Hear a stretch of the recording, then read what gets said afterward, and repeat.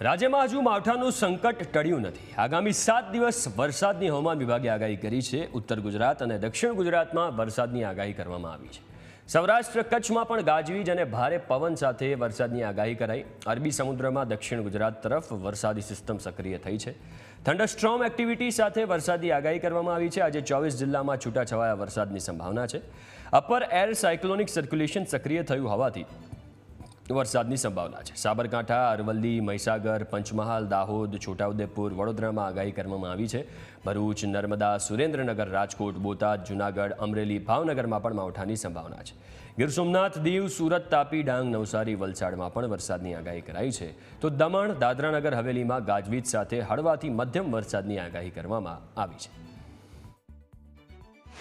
आज का जो फोरकास्ट है, आने वाला अगले 7 दिन तक आइसोलेटेड जगह में रेन थंडर शावर का प्रॉबिलिटी है, बोथ गुजरात रीजन और हमारा जो सौराष्ट्र कच्छ रीजन में, mainly all southern districts of Gujarat region और जो नॉर्थ गुजरात रीजन की जो ईस्टर्न डिस्ट्रिक्ट्स है, साबरकांठा से लेकर माहीसागर तक जो डिस्ट्रिक्ट्स है, इसमें आइसोलेटेड जगह में रेन थंडर शावर का प्रॉबिलिटी है। और जो सौराष्ट्र कच्छ की जो दक्षिणी जिला है, उसमें भी आज रेन थंडर शावर का वार्निंग है।